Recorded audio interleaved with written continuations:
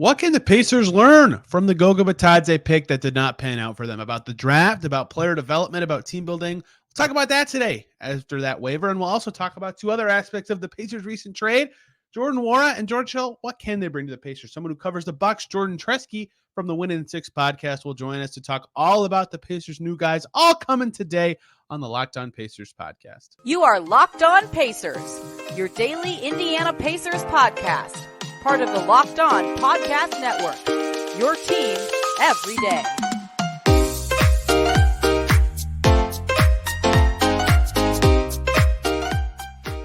Welcome in to another edition of the Locked On Pacers podcast, where we, of course, talk about the Indiana Pacers. As always, my name's Tony East. I cover the team for Forbes and SI, and today want to conclude talking about the Pacers trade last week by talking about two unique angles of it. The first one being the Goga Bitadze waiver and pick, right? That part of it I think is fascinating because completely waiving a draft pick, a top 20 pick, certainly painful. What can the Pacers learn from that experience? Was it something they did wrong with the pick? Was it something they did wrong along the way? What was it that led to this? And can they learn from it so it's not repeated? And there's a lot to kind of dive into because there's a lot of contextual moments of Goga's Pacers tenure that made it the way it was. And then at the end, for the last two segments, Jordan Treske from the Win in Six podcast covering the Bucks is going to join us to give you more background and details on Jordan Nwora and George Hill, the two new guys. Obviously, we saw them play for the first time on Monday, but he's seen them for all of Nwora's career and, of course, the most recent George Hill performances prior to his Pacers game. So he has a lot of insight on those guys that I think is very valuable to what to expect from them on this Pacers team. We'll start with Goga, though. And first of all, congrats to him. He has signed a 2-year deal with the Orlando Magic, the second season being a team option. So Goga's still in the NBA. Pacers get to play against him in 10 days, February 25th, Pacers Magic. Goga versus the Pacers. Will be really interesting to see what comes of that. But obviously, look, no team ever wants to have to dump or waive or get rid of your draft pick that you made in the first round at all, really, because that signals that pick did not pan out the way you wanted. Kevin Pritchard was asked about that, and we'll get to that in this segment. But what kind of went not the way the Pacers planned with Goga? And is it the strategy that was wrong? Is it the actual selection that was wrong? What can be learned from this, right? Because if you remember, there was kind of a best player available philosophy at the time. And I'm generally pro that plan for every draft pick. But there's a lot that changed along the way here. And Kevin Pritchard was just asked about this by Bob Kravitz in the presser post-trade deadline. He said, why didn't Goga work here, right? And Pritchard said, quote, well, I think it's partly my fault in the fact that for some reason, a lot of centers were given to us as part of packages. I still think Goga's going to be a nice NBA player. I felt like early on he was a worker, but he was still kind of learning. I thought this year he worked as hard as he's ever worked. I'm hopeful. When you draft a player, you're always a little more attached to him. But at the end of the day, Goga was doing the right things at the right time. I'll give you this. Normally when it looks like a guy's going to get waived, we get a lot of calls. We got a lot of calls on Goga to say, what is he like? He's going to get picked up 100%, right? So he identifies that the players they got along the way were a part of this. And so looking back through Goga's career, right, when he got picked, the Pacers already had Miles Turner and they had Domantas Sabonis, but they didn't have Jakar Sampson just yet.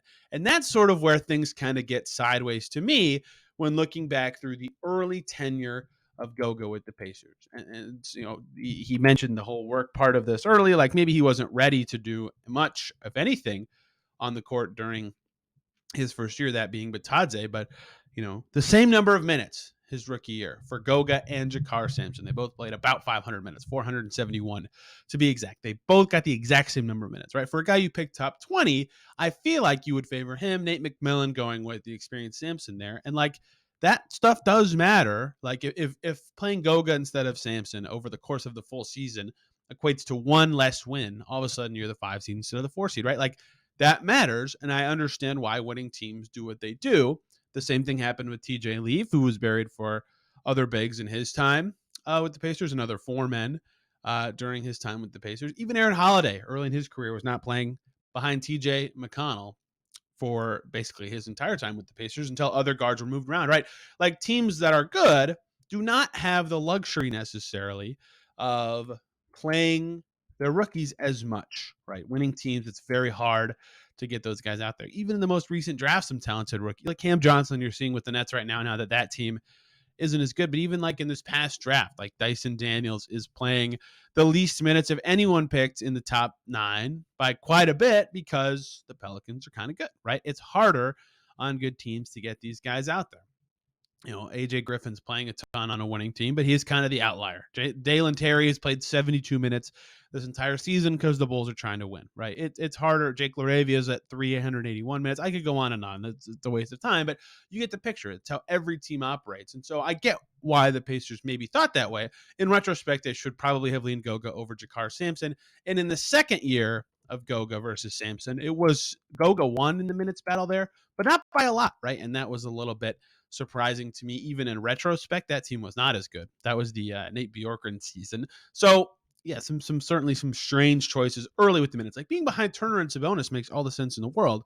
But remember, when he was picked, the thought was that eventually when one of those guys got moved, he would slide in and get significant more minutes. And that didn't happen until his third year, right? So being behind Sabonis made sense. The best player available strategy is still fine. You need a third big. You can't play those two guys, every minute of every single game. But it's when other guys get in the mix that things got kind of thorny. And so when they finally did move on from one of Sabonis, which was last season, they'd already drafted Isaiah Jackson, right? And that's another part of this is they got another center, and this is in a trade. This is sort of what Pritchard said, although they picked Isaiah Jackson themselves. But now they had another guy to put in front of Goga Bitadze. In the minutes hierarchy that season, Goga ends up playing 729 minutes. Isaiah Jackson only 541. Goga played. Isaiah got hurt quite a bit, if you remember, early in the season.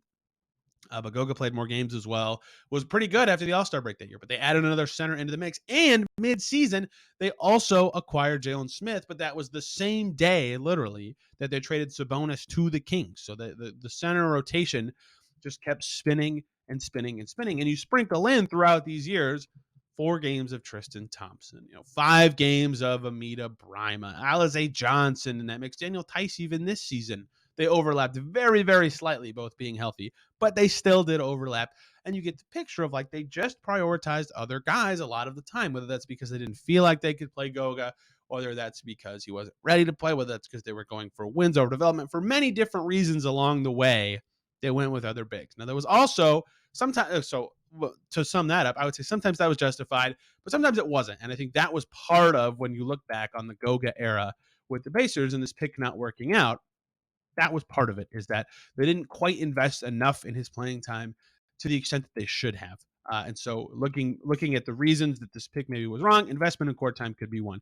But there was also never a lot of some of the key development moments, right? Visa issues were not helping for the first summer league he had. COVID canceled the second summer league he had. He had like a family issue that made it summer league not possible for another time. Like brutal timing of injuries a lot of the time with ankle stuff. And like he never could get consistent burn in the rotation. The only time he did, I talk about this a lot, maybe too much because I might be giving way too much.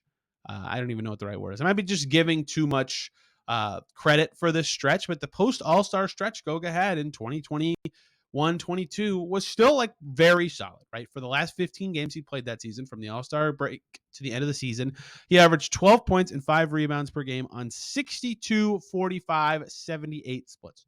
Legitimately a good player, a good backup center. And that was the only time he got that kind of time. And that's why I think getting more time for him was there, but the growth never quite materialized. Looking at a lot of things, minutes, stats, he definitely got better, right? But not in the ways that the Pacers were hoping when they picked him. And in general, the thought being he could be a better shooter and a little bit better defender than he actually ended up being. So peeling back the layers and looking back on the decisions the Pacers made in terms of acquiring other centers or who they played or when they picked Goga, what was the real crux of the issue? A million things, I think, went into this, between some bad luck, some interesting choices. So is the strategy best player available, right or wrong? Well, I think best player available is generally good. In this case, it was tough because they already had 2 young centers on their team. And so within reason, I think, is where best player available stops, because if you're picking a third center, especially in the NBA now, and then you also acquire a 4th center during that time, all of a sudden best player available doesn't make sense. And so I as a person who was always basically best player available, did learn a little bit about the importance of positions. Not that I didn't know that forever, but you really learn, I think, from this Goga pick that if you're going to pick a guy at a certain position, you have to make time at that exact position at some point early in their career, not 2.5 years in. And still, when you do it, it also was only kind of done because they also got other young bigs at exactly the same time. So you could say they picked the wrong player. It's easy to say that in hindsight, but that's not a draft lesson, right? Every lesson is picking the right or wrong player in the draft if that's how you evaluate it. But is it something wrong with the strategy? No, I don't think it's that they drafted a center. I don't think that's the problem either. Drafting centers has worked for other teams. I think it's that they drafted the best player available at a position. They already had two 23 and 24-year-olds that they were attached to trying to develop, and it made sense. Those two were really good together under Carlisle, and that, Sabonis is an all-star. Turner's amazing right now. Like, all this stuff makes sense in retrospect. But then if you're going to say we believe in these two guys, you can't also believe in a third young big unless you plan to make time for him. And they didn't, in the way they also made time for Jakar Sampson and all those other guys who I named throughout this process. So the takeaway is, if you're going to draft best player available at a position that you already have guys, you have to make time at that position. You cannot beat around the bushes with veterans. And if you're not going to do that, then you should pick the next best player available at a position that actually makes sense.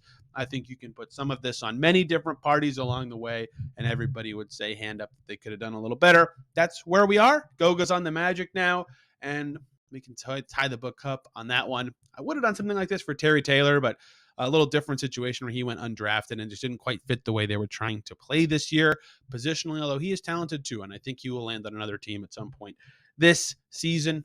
And we could talk about that if the time comes. Let's talk about the new guys, though. Jordan Nwora, George Hill. What can they bring to the Pacers? We've already seen them once, but someone who's watched all the games they've played would have a much better take on who they can be and how they can help the Pacers. I learned a lot about Jordan Nwora from this conversation with Jordan Treske. Let's bring him in to talk about the new Pacers. But before we do that, though, let me talk to you guys about PrizePicks. PrizePicks, the most fun way to play daily fantasy sports. For example, do you think Luka Doncic will score more or less than 26.5 points? Will Kevin Durant have more or less than 6.5 assists? That is the entire premise of PrizePicks. You pick players, 2 to 5 of them, and will they go over under a certain stat? You can up to 25 times your money on any entry. No competing against other people. It's just you versus the projections available. And PrizePicks offers projections on any sport that you watch: NBA, NFL, MLB, college sports, you name it, they got it. You can make your entries in 60 seconds or less, so it's super easy. It's safe. They have fast withdrawals, and it's operational in over 30 states and Canada. Download the PrizePicks app or go to prizepicks.com. Sign up and play daily fantasy sports. First-time users can receive a 100% instant deposit match up to $100 with the promo code LOCKEDON. If you deposit 100, PrizePicks will give you 100. If you deposit 50, PrizePicks will give you 50. You get the idea, but don't forget to enter the promo code LOCKEDON and sign up for an instant deposit match up to $100. PrizePicks, daily fantasy made easy. Now, let's bring in Jordan Treske from the Win in 6 podcast to talk Jordan Nwora and George Hill. We're now joined by Jordan Treske from the Win in 6 podcast on the Eurostep Podcast Network, covering the Bucks, who traded 2 players to the Pacers, really 3, although we're not talking anything about Serge Ibaka today. I think that was a win for both teams to be done with that situation. Instead, here to get more details on the newest Pacers. They did already debut for the team, but still better to get as much background detail as possible about these guys, because especially in Nwora's case, could be around for a little bit of time. So we're going to dive in more to the Jordan Nwora and upcoming George Hill experiences for the Pacers. And we'll start with Nwora, who the Pacers had interest in the past.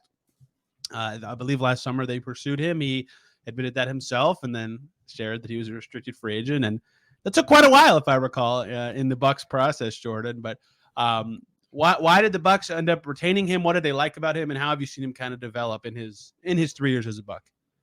Yeah, you're right. It was a very long saga, almost as long as pursuing Jay Crowder. In a lot of ways, it was. If I remember correctly, it went into October, which Wow. yeah, which is very strange. And it wasn't like there was someone. I mean, there weren't teams banging on the door in terms of like, let's offer him a big contract and make the Bucks sweat a little bit, knowing that they had other pursuits elsewhere. But yeah, it just kind of lingered on and on and on, and no one can really get a good feel. Of course, the Bucks are very kind of, they like to keep things in house. No whispers of any kind get from them, at least. And I didn't know if that meant that they just wanted to keep all their options open, or at the time too, a lot of the last couple of seasons they had made a big thing about keeping 14 players, having that extra flexibility with that last roster spot. Now this year was a little bit different, where Nwora lingers on and on and on after they commit to Bobby. Javon Carter came back. Wes Matthews came back. Surge was a big surprise at the time, and even more surprising how it ended too. But Nwora just kept lingering on, and it's like, where do they actually want to bring him back? I didn't. No one can make that really clear. And then obviously everything happened with Chris, where it's like, okay, there's going to be at least minutes for him early on in the season. So it kind of felt to me, and I don't think anybody else would say this like publicly from the organization, but it felt like, hey, this is your last chance to kind of really assess: are you, a playoff contributor come April, May? Asking him to do a lot of, like, I think the theme for Jordan Nwora's kind of tenure with the Bucks is you're asking him to do a lot when you're playing for championships, you're playing for titles, getting out of the East, all that stuff. And to be quite frank, he's a fine player. He's not that type of player yet. He's perfect for where the Pacers are, where, hey, let's try to see what we have here. Maybe he's found money kind of thing for where the Bucks are at, and they gave him decent opportunity. I just never thought it was it wasn't in the cards for him to really kind of carve out his role with the Bucks, I would say.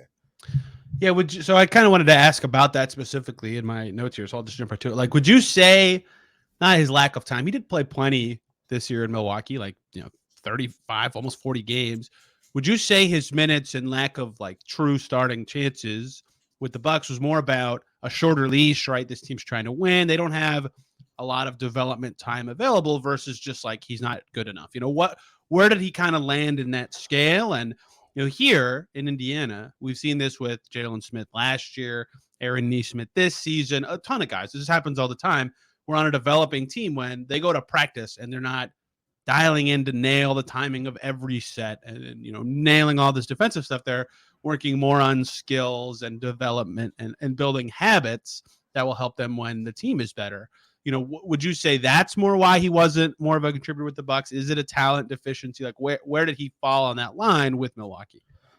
It's definitely a gray area because it's been really hard for youngsters to really break through in Bud's rotation. At the same time, Nwora was, I believe, drafted 45th overall. A lot of the guys that they take in the draft, when they have taken those picks, it's been rare, have been second rounders. This year it was a big thing when Marjan Beauchamp got drafted by the Bucks this year, because it was the first round pick that they had, or that they chose with, I should say, since Dante in 2018. So that's a quite a big gap that they didn't choose to utilize their first round picks. So I would say there's certain elements that, his defense certainly was a big talking point, and Bud is a very defensive minded coach. So if you can't really hold up your end of the bargain, you're kind of fighting with one fist, I guess, in that sense. And then, yeah, I mean, by the end of this year, I would have said, like, okay, you have your young mix of Wesley Matthews. Joe Ingles is on his way back and obviously is healthy now. I'm trying to think of another wing. Grayson Allen, of course. Pat Connaughton missed like the first couple of weeks, but he got back into the groove. Everybody kind of wants to see what Marjan has to do, and stylistically, not just pick those two players, but like Marjan is what I would say typifies what the Bucks want, where it's very 3-and-D energy, plays a role. Nwora, it felt like square peg round hole, where he has clear NBA talent. The guy can hit buckets. He has improved as a shooter. It's more of like doing the little things that get him on the floor consistently. And we saw that in fits and starts a little bit this year, where he was really going after rebounds. He was really digging in defensively. It's not like I'm saying he's an all defensive caliber player, but like just seeing just that effort, it's very palpable when he locks in and engages. And then I just think, I don't know, it just didn't really connect well for whatever reason. And over the course of the last, I want to say 2 months, he was basically on the outside of the rotation, even with Marjan not really taking over, and you have all these guys coming back from injury. It just felt like Nwora's time was quickly, if the decision wasn't already made, it was just like, oh, this guy is just a salary filler in any trade that they want to pursue, before the trade deadline. Yeah, it's always tough when these teams that win a title or want to win a title, if you're a young player, if you're not exactly how the coach feels like you fit into your identity or skill set, Yeah. it's just tough to get on the floor, right? And I don't fault teams for that necessarily. Like when the Pacers were good, these players were worse than Nwora, but like TJ Leaf couldn't play, Aaron Holiday, he's good, he's still in the league, couldn't get out there hardly, right? Goga Bitadze, they just waived in this trade. Like they struggled to get their minutes because that's the difference between being the 4 seed like they were in the bubble season, or they're 2 losses away from 6 that year, for example, right? And Yeah. it's tough with those young guys sometimes. In the Bucks case, though, there's a little more going on. Like you said, with they don't pick as much. They have Giannis, they have Chris, they have wings galore. But Nwora's interesting. Like I dive into the stats here, and I'm like, oh, this guy can really shoot, right? Like 39% this year, good percentage for his career. His stroke looks good. George Hill, first thing he said about Jordan here was like, this guy can really score. I've seen him in practice all the time. What would you say his biggest strength is? Like, how has he been able to carve out a 3+ year NBA career as a second rounder? Definitely scoring. I definitely think early on it felt very much like, and I mean, even if you go back to his time in Louisville, it was very productive numbers.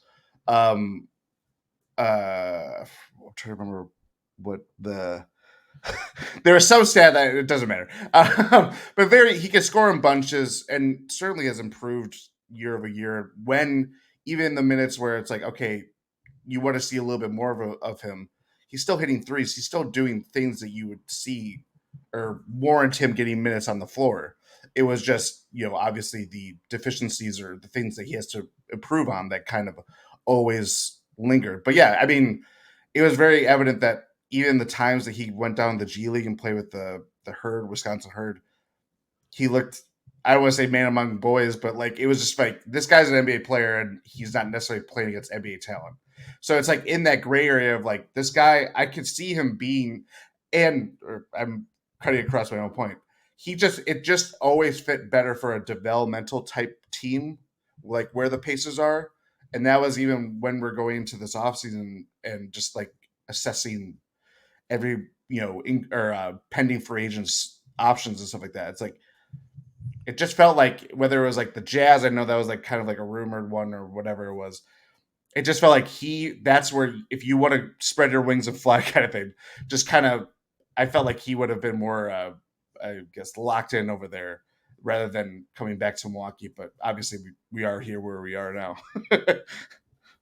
Worked out to be a key salary piece in the Crowder trade. So everybody wins in that regard, right? So yeah, I think even just seeing him once, like it's clear that he's good at shooting. Obviously, the technique's good, but I don't know what the perfect word is. Just like finding spots, like to be open or get a shot from somewhere that's like maybe not where someone else on his team would be like, oh, I can score if I get to there, like get a shot up. And he scored 5 points like 2 seconds after checking in for the first time. Like to your point about scoring in bunches. So I think that's what will provide value to the Pacers, and they have like no one who's 6'8". Like they're the opposite of the Toronto Raptors, where their fours are usually guards or bigs, except for O'Shea Brissett. So if Nwora can score, like even just be a floor spacer at that spot, I think there will be minutes for him too. So not only is it like a development focused environment, it's also like you can play every game. Oh here. yeah. And so I think that's going to be really good for him long term. One more break here, guys, so I can talk to you about Built Bar. Looking for a delicious treat but don't want all the fat and calories, then you've got to try a Built Bar. Just what you need after the holidays. If you're trying to eat a little healthier this year, like me and a lot of other people, and you don't want to compromise taste when doing that, then that is where Built Bar can come in for you. It's healthy and tasty. They're so delicious you won't even know that they're good for you, which is great for that New Year's resolution. What makes them so good? Well, they're all covered in 100% real chocolate. Real chocolate. Unbelievable flavors like churro, coconut almond, and my favorite, peanut butter brownie. I'm not sure how, but Built does this, but they have bars that taste like a candy bar while maintaining awesome macros. For example, 130 calories, 4 grams of sugar with a whopping 17 grams of protein. And I don't even need to order them from their website, built.com, although you still can. You can get them at Walmart and Sam's Club. That's right. Head to your nearest Walmart today. go to the pharmacy section, grab yourself a box of Built Bars. They've got the 4-bar packs there, cookies and cream, double chocolate coconut puffs. If you're at Sam's Club, 13-bar box with examples like brownie batter and churro. You can thank me later. Try them. Sam's Club, Walmart, Built.com. Check out Built Bar today. I'd like to thank everybody for making Locked On Pacers their first listen today and every day. Check out Locked On Bulls next. That's who the Pacers play tonight for their final game before the All-Star break. Jordan, how are we at the All-Star break? The season I think this is the fastest the season has gone by in my time covering the league. Everyone who's covered Jordan Nwora or watched Jordan Nwora says, yeah, he's an interesting guy. His defense stinks. And I look at some of his stats, like some of this, when I scout guys in college and I look at Basketball Reference before I watch them, I check out their steal and block rates right away, because that's kind of a good indicator of like, can you read what's happening on defense at all? And his rookie year, it's like, oh, those are kind of interesting. And then the last years, they've been crap, and no one has praised his defense very highly. Would you say that's the biggest weakness in his game? And what makes him not a good defender? I mean, that's a very broad question, but why does he struggle on that end of the floor? I certainly think I think he was carrying a bigger role, obviously, in college. So that was always like, well, what does that look like when you're playing next to Giannis, next to Chris, next to Drew, when they eventually traded for him too? What does that look like in a smaller role? To that answer, I would say a lot of it early on was just being engaged and not kind of. You could kind of tell when he kind of would turn it off. You know what I mean? And I think as that went on, he kind of tighten up those bad habits. I think, anytime he's on the floor, I think an opposing team is going to look at him and be like, we're going to go after that guy. So it's even more pressure on, reading the rotations, knowing who, making the right switch. Can you get to the right switch or whatever, if that's the scheme that you're playing? And just kind of holding up your own. Like it's so, it's such like a 0-sum game of like, okay, you do everything right and the guy can still score on you kind of thing.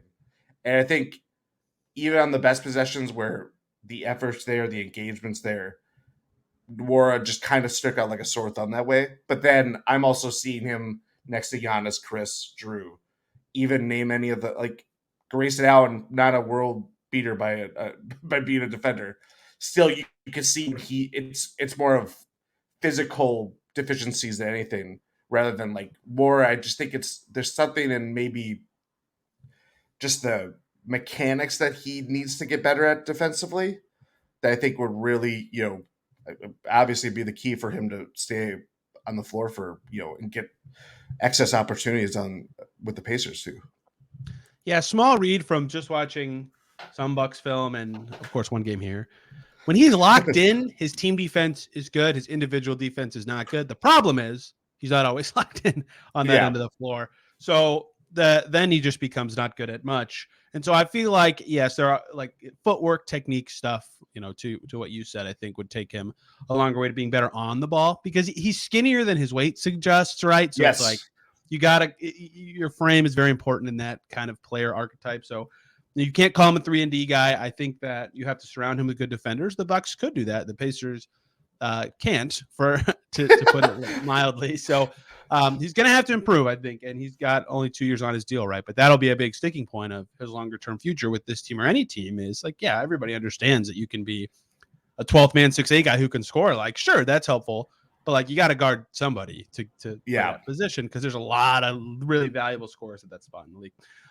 They also got George Hill in this trade. The Pacers did. I'm not going to ask you as much about George Hill because Pacers fans very much understand George Hill. And the difference is the George Hill with the Pacers before was all defense level player, good shooter, right? Very valuable next to PG and Lance and Roy Hibbert and all those guys. Now he is decidedly not that. He played 10 minutes on Monday, got one steal, didn't do much. Where do you feel like he is now? Like, can he give really anything? Actually, kind of at the end of the line, do you think? It's tough because this is the second time the Bucks have traded George Hill. The first time that happened, they eventually won an NBA championship. So selfishly, I kind of hope that returns, but not at George Hill's expense. I mean, last year was really tough for him. It was his first season back after he had that little dalliance with the Thunder and then Sixers and then got waived. Bucks picked him up. By the end of last year, he was playing with so many injuries, but was toughening out. Didn't want to go or take surgery. I think it was like a neck thing that like it was just this whole thing of just a lot. He was just a lot of injuries. It's just like, okay, I don't know if this guy's 100%. It was very clear. And then after everything ended in the playoffs, and it was clear that, is George, I think even coming into the season, he talked about maybe even retiring, but decided to go again. And he's not the same player, but you could expect the same things of like, just he's such a smart player. I loved watching George Hill. That is like one of the sad things about it is like he's kind of like that all like every role player that you just like fall in love with, where he's like he does all the little things, does everything that the Bucks really needed and kind of keep their head above water when things are getting tough. But for this year, it was clear that Javon Carter, even as with his deficiencies, was a superior option for the Bucks. And yeah, like I don't know how much he has left in the tank. I mean, this could be the last couple months of his career, which is kind of sad. But I do think he keeps the locker room good for the next couple of Yep. months, especially as the Pacers they want to make the playoffs too. They've had a great season so far and played above expectations. So that's a guy that you always want to have in the locker room, regardless of the situation. And you're going to have some level of buy-in there, especially as he is the hometown kid kind of thing too. Yeah, Rick Carlisle's talked about the value of vets on a young team the last couple of days, and now that they have Hill with James Johnson and the guys that actually play, Buddy Hield, McConnell, Turner, so that's obviously good for these young guys. And I think for Hill, I don't know how much this has matriculated back to Milwaukee, but he's talked about wanting to retire a Pacer like every day he's been here. He doesn't know if it will be this year or next year, but I think that is part of this too. Is they offered him the choice of, we'll buy you out if you want to, go to a contender. And he's like, nope, I want to stay. Right. So like that will be valuable to this team. He's been on good Pacers teams, knows what it takes in a market that's smaller to be good. But at this stage, right. And the thing that makes him a valuable role player, even as he's slower at 37, is his style kind of lends itself to being low mistakes, right? He doesn't turn it over that much. He's a good enough shooter to be efficient, right? He can move his feet well in defense to stay in front of guys. Smart defender, right? That's a low mistake player. He's not going to get blown by all the time. He's not going to be giving the ball away. And that's as a role player now, especially because he's not handling it as much as a point guard. That's very valuable. You just like, great. At worst, this is a net zero we have out there. Now, I don't know how much he'll play for the Pacers specifically. He did play in their first game. Maybe that's something they're exploring, figuring out what he can do before they pivot back to a younger guy. But I think having that option is at least valuable. They need point guard depth. They were trying like James Johnson and Trevelyan Queen when they had injuries there before. So that's fine, but I don't think he's got a ton of on-court value to them left. I think he'll be more of that vet guy. And I think the Bucks really appreciate that veteran part too, right? Like that culture setter is important on title teams. Oh, absolutely. Yeah. So it's an interesting trade. Jay Crowder, the pass-through guy, making the Bucks better, and the Pacers get all the second-round picks. Why do the Pacers and Bucks trade picks so much? The Brogdon trade, this trade, and I think there was another one. I can't remember. There was it was draft night 2021. That's right. That's right. The very last pick in the draft, right? Yeah, and I think they even Sandro Mamakulishvili was part of that trade too. So yeah, there's been a lot of Bucks Pacers activity over the last couple of years. That's for sure. That's such a usually division teams aren't like around the NBA like common trade partners, but Pacers trade with the Cavs a decent amount, the Bucks a decent amount. Same, Bucks too. I mean, when they got George Hill, they got him from the Cavs too. From the Cavs, that's right. Yeah. Yeah, that's fascinating. But hey, good for the Bucks. If you need more on the Bucks, hop on over to the Eurostep Podcast Network. Love the way you guys do that with the feed for all your teams in one place, different styles, different voices. So you can get Jordan on Win in 6 and on the latest Eurostep talking about Jay Crowder with Rohan and Ty. Many fun things going on there. And I'll let you just promote yourself. Where can people follow you and the stuff you do covering the Bucks? Yeah, we got a lot of things in the hopper, but yeah, basically, if you want to hear any Bucks stuff, it's Eurostep Podcast Network. Ty and Rohan got the Eurostep lockdown. Me and Adam McGee got it on Win in 6 podcast. Yeah, we are on the Blue Wire Network, of course, too. So it's very fun. It's any like big thing happens. It's like, okay, we have Ty and Rohan might have something going on. It's like, okay, me and Adam can handle it. same. Like it's just fun, like getting everybody's different opinion on like where a trade or a big thing that happens, someone gets all-star berth or whatever. But yeah, we just go through all the Bucks things on and off the court, and yeah, there's a bunch of other stuff. If you're so inclined to Wisconsin sports with Eurostep Podcast Network, but yeah, that's where you can check out all of our work. Maybe some Tyrese Halliburton Oshkoshers are still here, right? You never know. You never know. You never know. Jordan's on Twitter at Jordan Treske. I'm on Twitter at TEastNBA. If the app still exists by the time you're listening to this show. Thank you all a ton for listening. Have a fantastic day. We'll be talking Pacers Bulls tomorrow. I'll see you then.